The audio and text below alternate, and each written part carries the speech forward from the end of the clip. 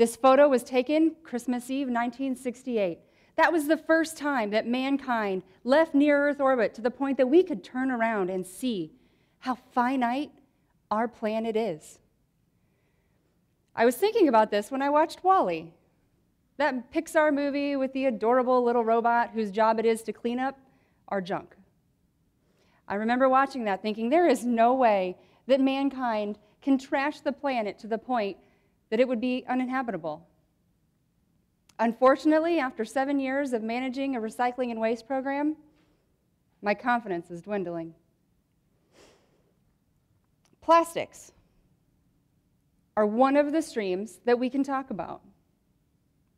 Plastics are a petrochemical.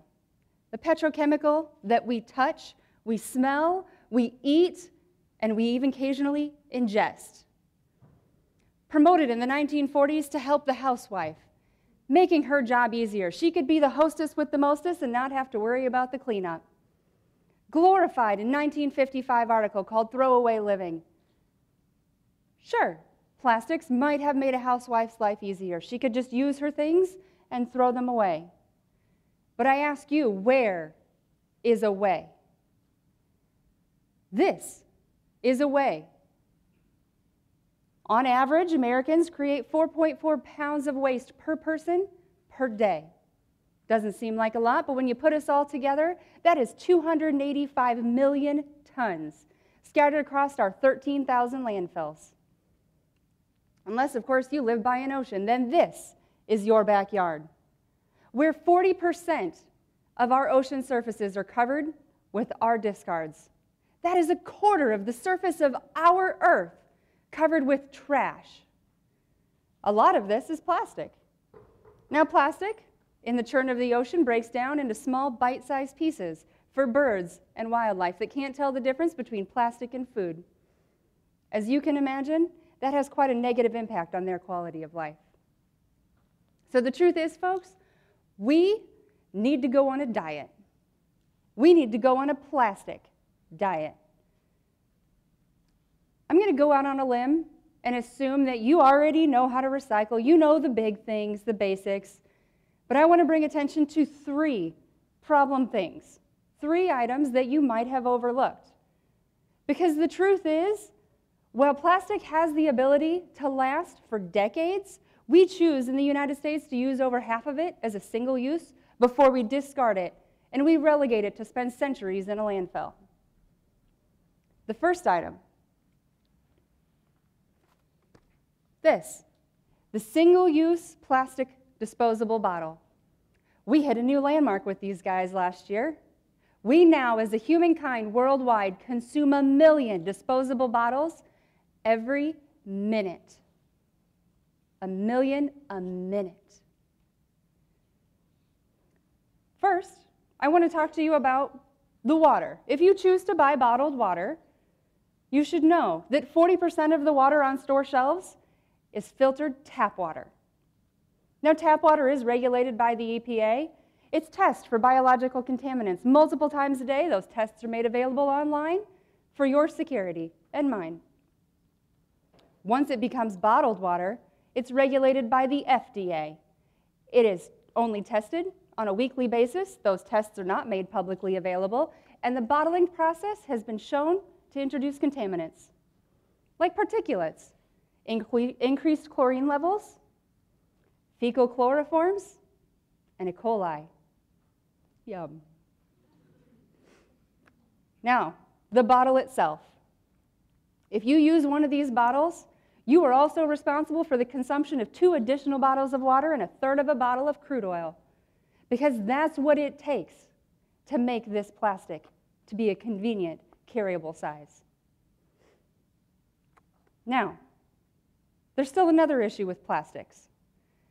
Plastics are made of many, many chemicals to give them their color, their flimsiness, their lightness, their stretchiness when you freeze them.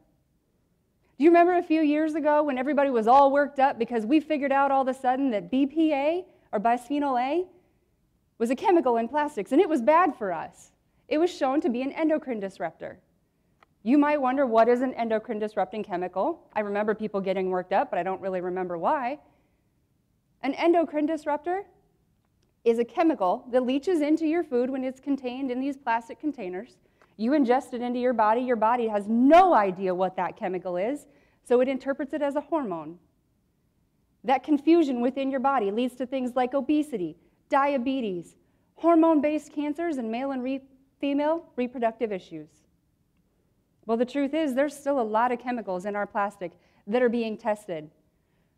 We know that at high levels, they can be endocrine disruptors. We just don't exactly know what those levels are. Recycling. I've talked to people before who say, I can use the bottles, it's fine, I recycle them. It's great. But it's not. Recycling is not enough. When you recycle, your recyclables still have to be transported. They still have to be processed. Yes, it is better. Yes, recyclables will reduce your carbon footprint. But not using them is way better. Also, the most plastic that's recycled that you can have is 15%. That means every time you buy a plastic product, at least 85% of it is going to be a virgin material that had to be mined, transported, and processed. How do we get these out of our diet? It's super simple. You get yourself a reusable bottle that is designed to be reused. Glass and metal aren't going to leach into your food. I've had this thing for at least 10 years. It's been to several countries, and I don't know how many states with me.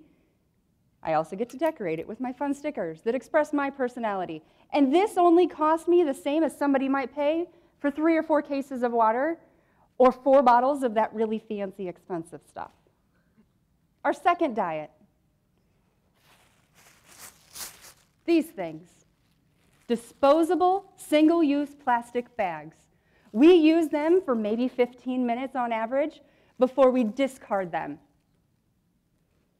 Now, you might notice once in a while, your products have a symbol like this on them. Newsflash, this does not indicate recyclability. This is a resin code used by the plastics industry to tell you what kind of plastic it is. Plastic bags are most commonly number 4, low-density polyethylene. We are the ones that have started to interpret it as a recycling symbol. So just because you see that on a plastic bag does not mean it's recyclable, because a majority of municipalities cannot process this plastic. As a human species, we go through 500 billion bags per year.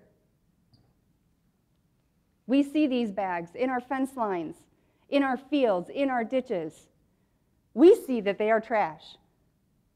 But when they make it into our oceans, our wildlife and our ocean life can't tell the difference between a plastic bag and their dinner or their neighbor. Now, before I move away from plastic bags, I need to take a minute to get on my soapbox because, let's be real, I have the stage at the moment. I can no longer go grocery shopping and bite my tongue and keep from rolling my eyes when it comes to produce bags, especially bananas. Bananas have a wrapper, they have a handle. We don't need to create more waste to get them from the grocery store to home. This is actually the case with a lot of our food, avocados, mangoes. We wash pretty much everything anyway. So, thank you. I'm just going to get that off my chest. So, how do we get rid of these? Super simple. We stop using them. We shopped for centuries before we had these plastic bags. If you want, you can get yourself a cloth bag. They're sturdy, they're durable, they're washable. You can use a box. Any container is going to work to bring your groceries or your purchased goods home with you. And I can tell you from experience, you start with one, and they kind of multiply. You just tend to acquire them in places. You probably already have some stored somewhere in your house. Our third item is something a majority of people have never really thought about. The plastic disposable straw. Now, the awareness of disposable straws has grown rapidly as this video went viral through social media, showing an olive Ridley turtle who was picked up by researchers who quickly discovered he had something in his nose. That thing was a straw. Just so you know, they observed him, made sure that his behavior was normal before they released him back into the wild, where he now lives a happy, straw-free life.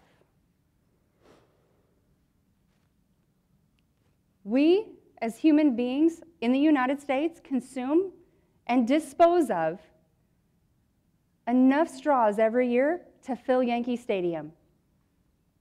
9 times a year.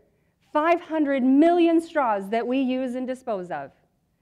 Now, straws were originally used in ancient Mesopotamia, where we used straws of gold to drink beer. That would have been kind of cool, actually. But then the personal car came along.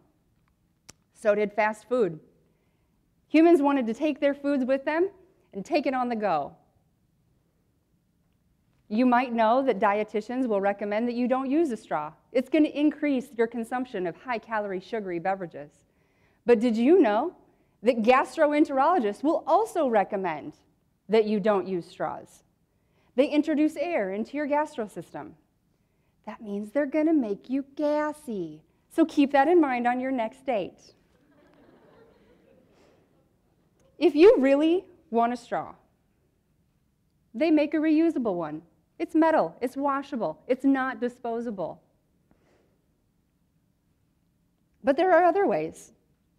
When you go to a restaurant, just tell the waiter, "No straw, please," when you place your drink order. I have had many waiters and waitresses say, "Thank you.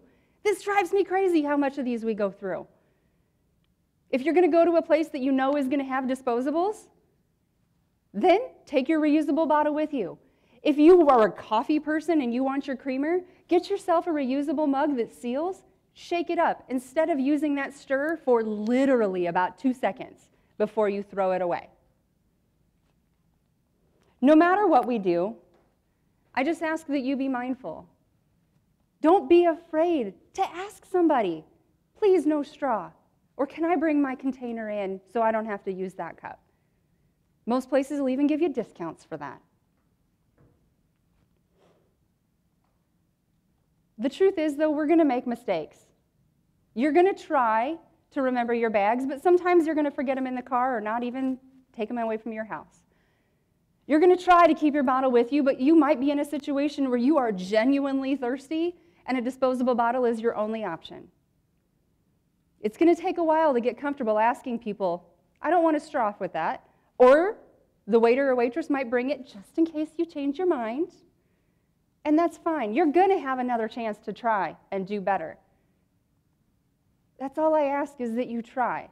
If I can implore you to adopt these 3 small behaviors, you have the potential to reduce your personal waste by 11,000 pounds in your lifetime. In the United States, we're already on the right path. We have reduced our landfill contributions 6.7%. You might think that's really not a lot. But you have to keep in mind, in that same period of measurement, our population went up 27%. We are on a good path. It is up to each of us to make a personal choice. I do want to take a second to address those of you who might be listening and thinking, "I know all this. I'm good. I already practiced those behaviors." Great. That's awesome. Good job. So what's next for you? How are you going to go one step further? How are you going to be an example and learn what needs to be done? And be a positive example. Nobody likes a nag, really. Plastics have brought us safety. They're not all bad. We have airbags, we have bicycle helmets and medical supplies. For those I am thankful, but we have got to get plastics out of our personal diet, out of our consumption stream. Because the truth is, our insatiable need for what is disposable and what is fast and what is easy is leading to an epidemic of waste and pollution. Plastic litters our oceans and our lands like a disease. This is our home. It's the only one we have. And it is our moral obligation to make those choices, to make this a priority over convenience. Please join me in doing what we can.